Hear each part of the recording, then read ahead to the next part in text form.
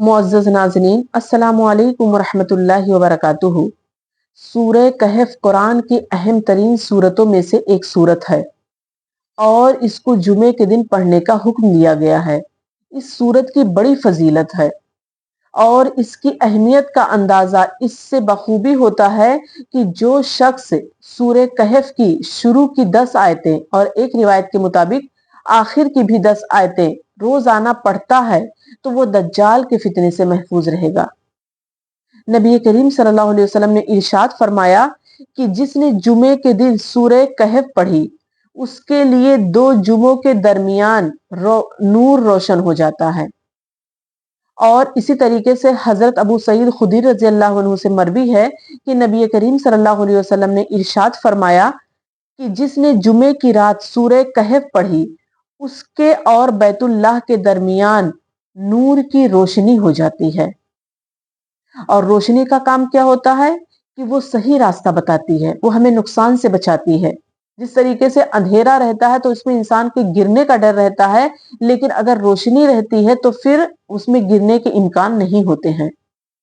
इसके पढ़ने का कोई वक्त मुतय्यन नहीं है। आप कभी भी, ऐसा नहीं है कि इसको सिर्फ जुमा से पहले ही पहले पढ़ सकते हैं उसके बाद नहीं, आप इसको कभी भी पढ़ सकते हैं। इसके लिए जुमेरात की मगरिब की नमाज के बाद यानी सूरज गुरूब होने के बाद जुमेरात के दिन मगरिब की नमाज के बाद से ये दिन शुरू होता है और फिर दूसरे दिन गुरूब आफ्ताब तक रहता है। जुमा का दिन दूसरे दिन गुरूब आफ्ताब तक रहता है। इस दरमियान हम कभी भी सूरत को पढ़ सकते हैं। चाहे तो एक ही साथ बैठकर पूरी सूरत पढ़ ले, और अगर पूरी सूरत एक साथ बैठकर पढ़ना मुमकिन नहीं है तो फिर अपना थोड़ा बहुत काम करके फिर आकर इस सूरत को पढ़ ले, ऐसा भी कर सकते हैं। हजरत इब्ने उमर रजी अल्लाह अन्हुमा से मरवी है कि नबी करीम सल्लल्लाहु अलैहि वसल्लम ने इरशाद फरमाया, जिसने जुमे के दिन सूरह कहफ पढ़ी उसके कदमों के नीचे से लेकर आसमान तक नूर पैदा होता है जो कयामत के दिन उसके लिए रोशन होगा और उस दोनों जुमों के दरमियान वाले गुनाह माफ कर दिए जाते हैं। कितनी अहमियत की हामिल ये सूरत है जिसे जुमे के दिन पढ़ने की ताकीद की गई है। गोया सूरह कहफ में बहुत से पोशीदा खजाने हैं। अब ये खजाने हमें कैसे मिलेंगे, तो इसके लिए हमें तफसील देखनी होगी, इसके लिए हमें तशरीह देखनी होगी, इसके लिए हमें वक्त निकाल के इस पूरी सूरत का मुताला करना होगा,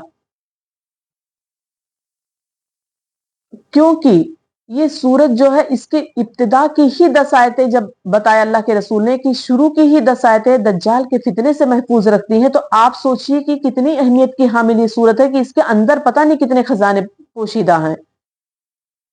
तो उसके लिए हमें तफसील देखनी होगी और हमें जरूर इसको पढ़ना चाहिए।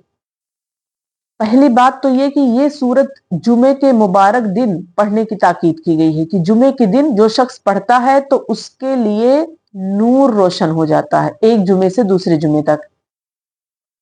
और दूसरी बात ये कि ये जो है ये दज्जाल के फितने से महफूज रखती है। नबी करीम सल्लल्लाहु अलैहि वसल्लम ने फरमाया कि नूह अलैहिस्सलाम से लेकर तमाम अंबिया इकराम ने अपने कौम के लोगों को दज्जाल के फितने से डराया। जब नबी करीम सल्लल्लाहु अलैहि वसल्लम ने ये बात सहाबा इकराम को बताई तो सहाबा इकराम डर गए और कांपने लगे, और वो जानते थे कि नबी करीम सल्लल्लाहु अलैहि वसल्लम के बाद अब कोई दूसरा नबी नहीं आएगा, अब सिर्फ ये फितना आएगा, ये दज्जाल का फितना आएगा। तो इसे हर जुमे को पढ़ लेना ज्यादा बेहतर है। इस सूरत के पढ़ने से घर में बरकत आती है और सुकूनत नाजिल होती है। सही बुखारी सही मुस्लिम की हदीस है कि एक सहाबी इस सूरह कहफ को पढ़ रहे थे और उनके पास एक घोड़ा बंधा हुआ था, तो वो घोड़ा बिदकना शुरू हो गया।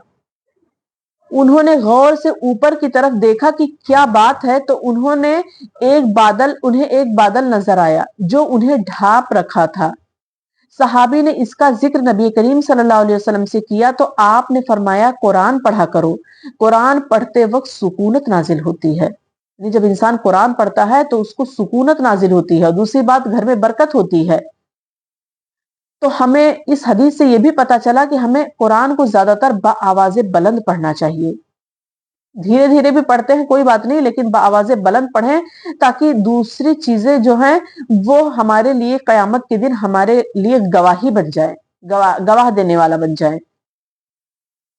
تو اللہ تعالیٰ سے دعا ہے کہ اللہ تعالیٰ ہمیں قرآن کو زیادہ سے زیادہ پڑھنے کی توفیق عطا فرمائے، اور ہمیں ہر جمعے کو ہمارا اللہ تعالیٰ ہمارا معمول بنا دے کہ ہم بھی ہر جمعے کو سورہ کہف کی تلاوت کیا کریں۔